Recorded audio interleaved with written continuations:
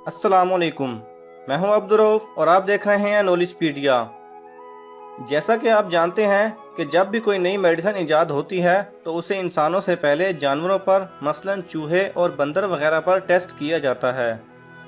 इसी तरह जब साइंसदानों ने खिला की तरफ अपना सफ़र शुरू किया तो इंसानों से पहले कई जानवरों के ज़रिए खिलाई सफ़र के तजुर्बात किए गए।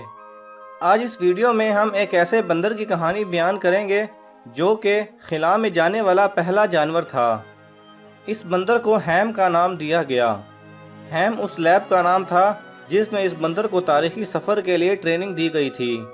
हैम 1957 में पैदा हुआ और 2 साल नॉर्मल जानवरों की तरह ज़िंदगी गुजारता रहा।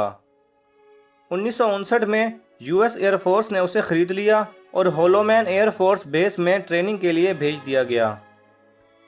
खिलाई सफ़र के लिए टोटल 40 बंदरों को तजर्बा गाह में भेजा गया था।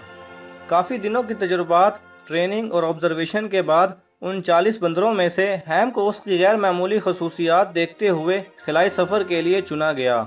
उसके बाद एक न्यूरो साइंटिस्ट ने हैम को ब्लू फ्लैशिंग लाइट देखने पर 5 सेकंड के अंदर अंदर एक लीवर खींचने की ट्रेनिंग दी।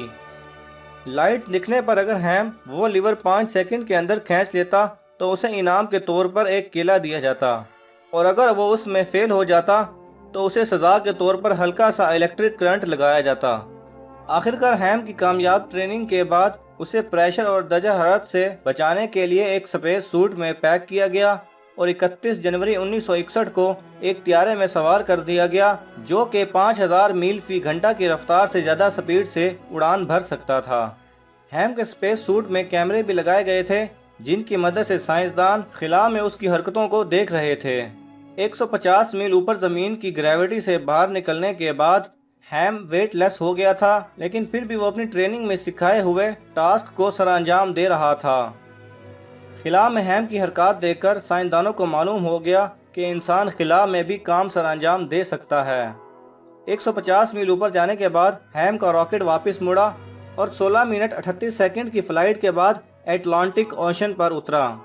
अगले ही दिन उसे शिप के जरिए समंदर से निकाला गया और साइंसदान ये देखकर हैरान रह गए कि हैम को सिवाय नाक पर थोड़ी सी खराश आने के कुछ नहीं हुआ था। वो पहले ही की तरह बिहेव कर रहा था और खुश था। इस फ्लाइट के बाद खिला के पहले जांबाज को वाशिंगटन डीसी के एक चिड़ियाघर में छोड़ दिया गया। हैम वहाँ 17 साल जिंदा रहा और लोगों की दिलचस्पी का सबब बनता रहा।